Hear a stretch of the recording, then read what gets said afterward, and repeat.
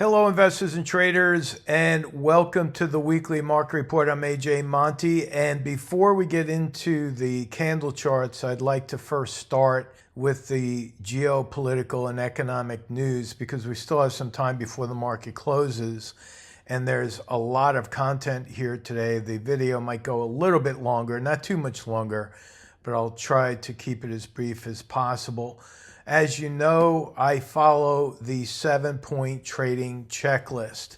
What is that? Well, the trading checklist is something that we offer to our members to help them analyze the buy and sell signals and more or less weigh the evidence.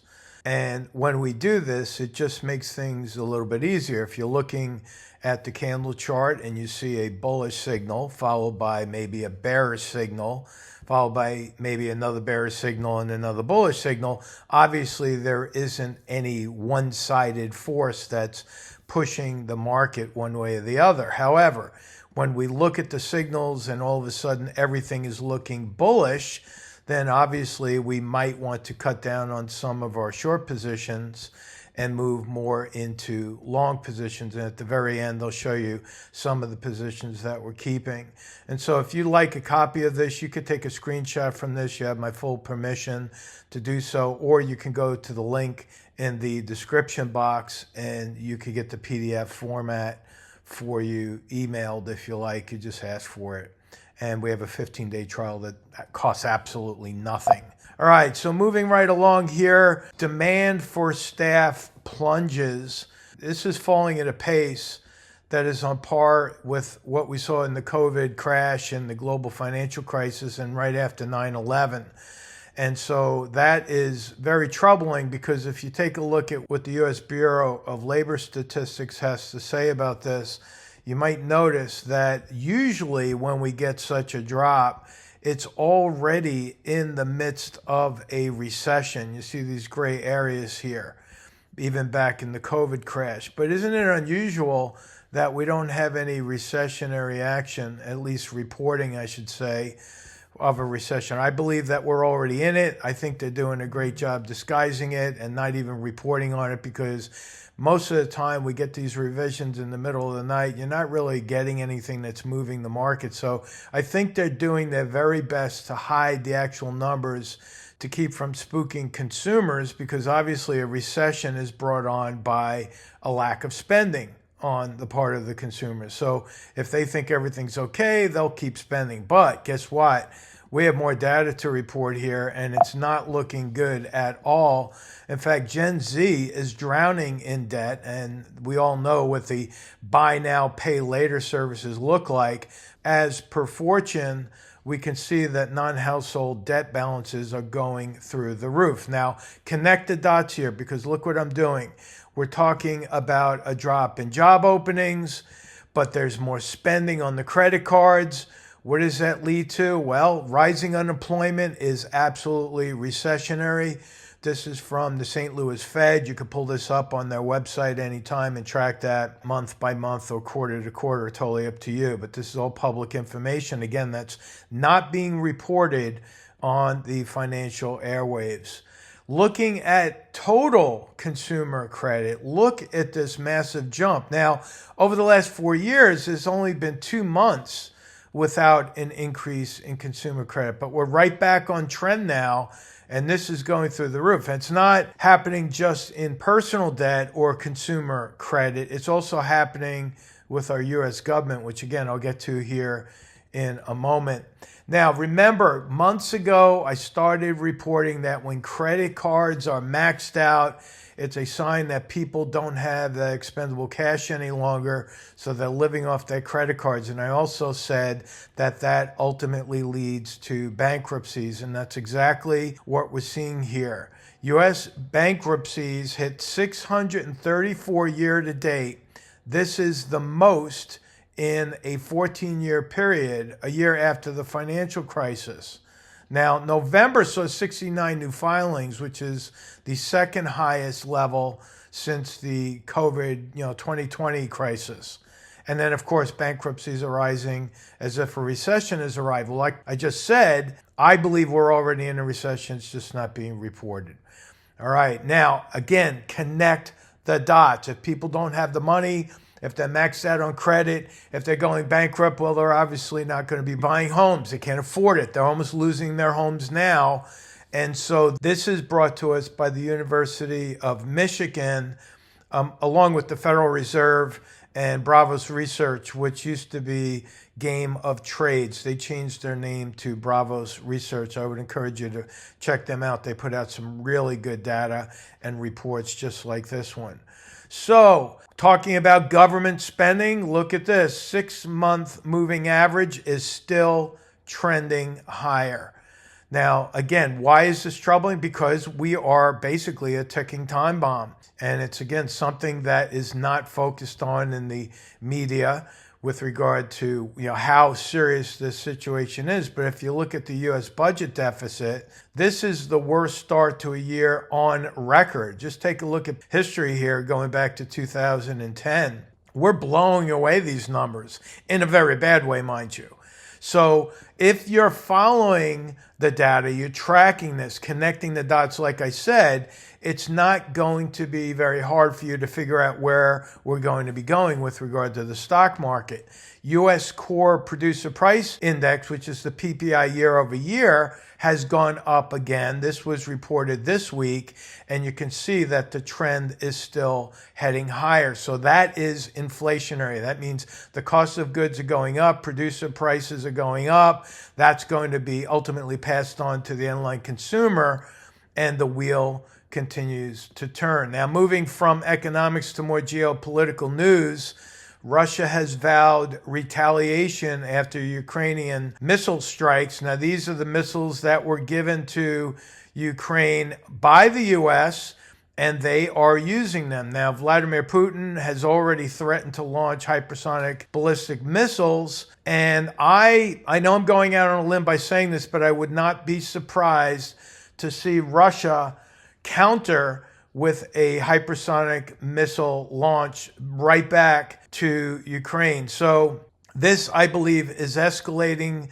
The warmongers are trying their very best to get us into World War III before Inauguration Day.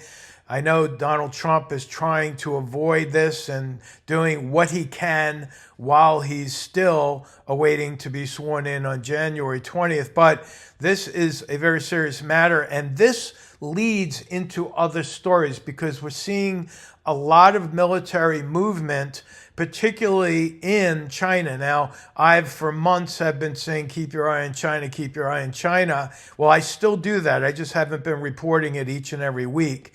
But the People's Liberation Army, which is the Chinese army, has ramped up their military exercises surrounding Taiwan.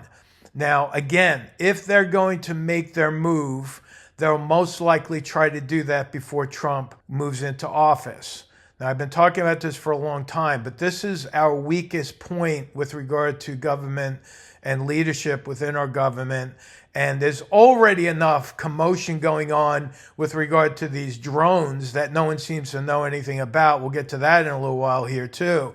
But this is very serious because we got multiple fronts to be concerned about. We got Russia, Ukraine, Israel. We've got Syria, the tensions there now with the uprising of the terrorists that have taken over there. And now we have China to worry about. So there's multiple fronts. And because of our government spending, we don't have money to go fund all these wars. If we go into battle, if there's a serious attack on U.S. soil, we're not going to have the money to go defend ourselves. That's how serious this situation is. Now, many of you know already that I'm a 12-year veteran of the U.S. Navy. I've spent a lot of time on aircraft carriers. I've been in the Persian Gulf. I've been around the world many times. And so I still keep track of military operations and troop movement. And if you're interested in plugging into this resource here, which is MonkeyWorks, this gentleman, he doesn't mention his name for obvious reasons, but he tracks military movement, flights in and out of the U.S., flights from Puerto Rico to New York, and he's even tracking the illegal immigrant migration with commercial and military aircraft coming from these nations and bringing illegals into the country. It's still going on in a big way.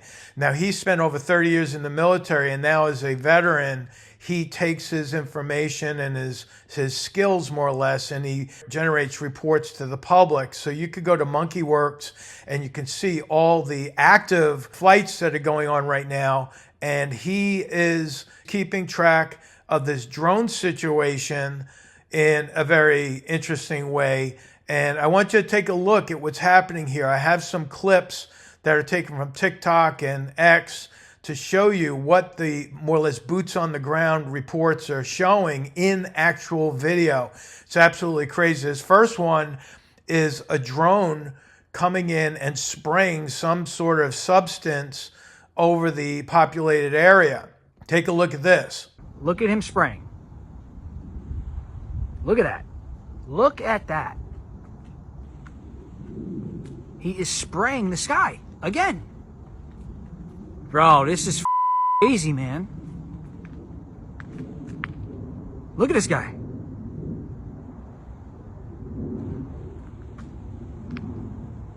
They're spraying the skies.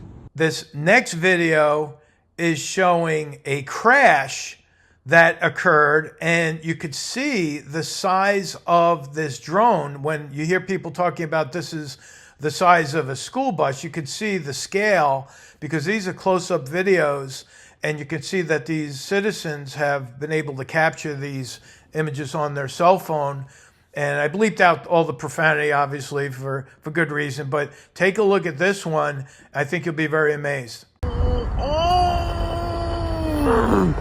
no way. Yo, no way. You got good footage? Good footage?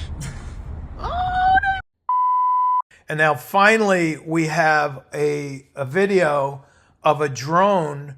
I don't know what the projectiles are, but it certainly looks like, to me, based on my military experience, that these are rounds being fired with tracers in the middle of the night. Now, you have to wonder, why is the Department of Defense not reporting to U.S. citizens? Why is this not happening?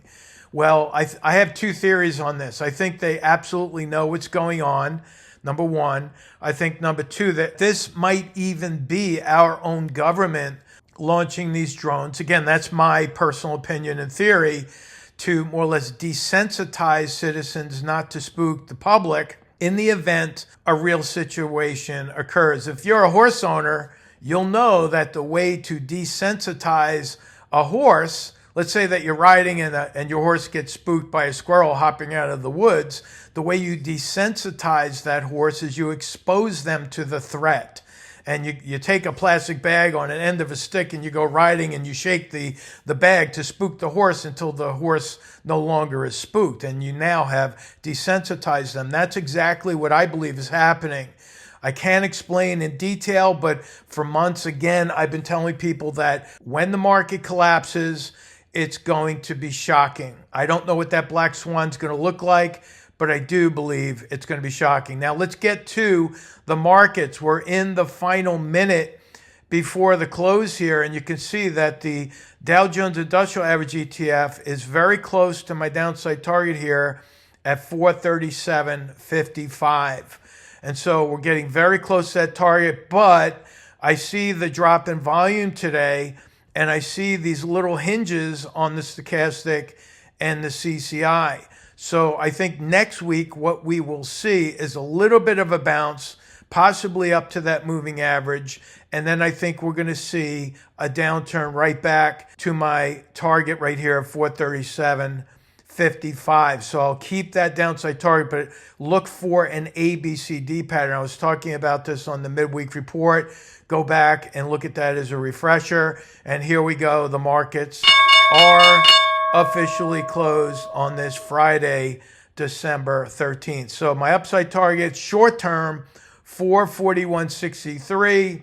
and then right back down to hit that target of 437.55. Moving on to IWM, you'll see that we've already hit my downside target right there. This was a two-part forecast. For those trolls out there that are always trying to walk around with a chip on your shoulder saying, oh, this is just the perpetual, inevitable perma bear, I'm not. I'm a swing trader. I trade options. I make money up, down, and sideways. And if you go back and look at some of these forecasts, you'll see that they are extremely accurate. If you're brand new, you could plug into our webinars, and I do this every Wednesday. I put price targets out on stocks that are submitted to me by the audience, and we have an 82% hit rate. You can see here back in July, had a downside target. It took a little while, but it hit. I had a two-part forecast here, downside hit, upside hit. This downside target hit eventually. Then I had another two-parter where it all converged on that target there. Then I had the upside hit, downside eventually hit. You'll see as I scroll to the right here. And then as we get closer to real time here, you can see my downside target hit, upside target hit, downside target hit. Now, what do I expect for next week? Again, just like I said in the diamonds, I think we'll get a little bit of a bounce, A, B, C, D, and then right back down. But I think we're going a little bit lower on the IWM. I'm not going crazy gangbusters because we're already in an oversold condition here in IWM. And I am expecting the January effect to kick in at the beginning of January into mid-January. And the January effect is when the fund managers, money managers, hedge funds, and such, they sell the large caps. It's more like a sector rotation, and they take that money from the large caps and they start putting it into small caps. So I would not be surprised at all to see some sort of a rally in the Russell as we progress into January. So stay tuned for that. Looking at the monthly chart on IWM, I mentioned this as well on the midweek report. This is a very well-pronounced M-top. There it is. And M-top is a formation that's very similar to what we see in the head and shoulders top, double tops, triple tops, and such. And so when you get tops like this, this is not uncommon for it to come all the way back down to the middle of the M, or this is more or less the breakout point that we would look for ultimately. All right, so look at these patterns. They're very powerful, and this is a pretty negative red candle on IWM for the month of December. And I still think while we might see a little bit of a pop, ultimately we'll have an ABCD pattern on the daily chart to follow. So keep an eye on that. These M-tops are very powerful. They're very reliable. And again, those who have been following me know that I've already called the top. The top is in. This is a topping pattern. Oh boy, do I get the trolls hitting me up on X and talking about, how wrong the charts are. The charts aren't wrong. It's like forecasting the weather. Right? You look at the signals. You in a weather pattern, you look at barometric pressure, you look at temperatures, you look at winds, right? You look at trends within the atmosphere. That's exactly what we're doing right here. It's not an exact science, but it's more of an art form. But when you see these patterns, resulting in movement that is more or less in character with them, you're going to raise your confidence level in the charts and definitely help to manage risk. When you start looking at bearish signals, you may not be such a big buyer, and you'll be more protective of your profits. Should the market turn down, you're now protecting your profits, so you're not going to suffer a catastrophic loss. Looking at 𝐶𝐞𝐫, there we go. It's still looking strong, but I do believe we're going to see a little bit of a downturn next week. I'm going to put a downside target of 525.12. Then I have an ultimate target down here that I think we will reach at 492.79. Look at what we have here. It's a negative divergence. Let me go to the monthly chart on this so you can see how vertical the price action has been on the Qs. When I talk about negative divergences, I talk about higher price highs on the price action, but lower highs on the oscillators. That is what a negative divergence is all about. And I teach this in our charting classes. I teach this to all of our members. The negative divergences are found pretty regularly, and when they show up, they're not immediate. In other words, when a negative divergence is forming, it's not, okay, next week we're just going to collapse. It's a progression of a decay in the market's trend, and usually as we see that decay forming, it generally results in bigger sell-offs, as you can see here on this chart as an example. So that is 𝐶𝐞𝐫. We're seeing the same thing in SPY. Look at this vertical move here and look down below as we have, again, like I said before, higher price highs from here, much higher price highs. Look at the highs on the CCI. And in fact, on the monthly chart, we're getting a sell signal on the stochastic as well as a slight hinge on the CCI after this negative divergence. You see that? So going back to the daily chart, I still have my downside target in place. I am keeping that in place. We'll be talking about that for a few weeks. 581.22. You could see, again, we're about to cross the momentum line on the CCI on the daily chart. Pay very close attention to that, because when we cross down below the zero line, we generally get continued price movement in the direction of the cross. See what happened back here when we crossed below the zero line. We haven't had that cross since October. All right, so we're overdue for a downside cross, and I think we're getting very close to that. Taking a look at the VIX, you can see here that we got a green candle and a half signal. What is a half signal? Well, a half signal is a half of a pivot point. We have a lower low, but we have a higher high. A completed pivot point would be a higher high, just like what we see here, but a higher low. And I think we're going to see that next week. We'll start to see pivoting higher. We have this open gap that I've guaranteed our viewers that will ultimately fill. We just don't know when. All gaps on the VIX fill because it's an oscillating index. It's not a stock. It doesn't trend. It oscillates. And it gives us overbought, oversold conditions. Again, go back to the midweek report so you can get an eyeball on what I talk about with us hovering and approaching the historic average lows of the VIX. Usually when that happens, that's when we're at tops, and all buyers need to pay attention to the VIX because it's basically waving a yellow caution flag at us to be careful and protect against a downside move. Now, I want to wrap things up by showing you some of our positions.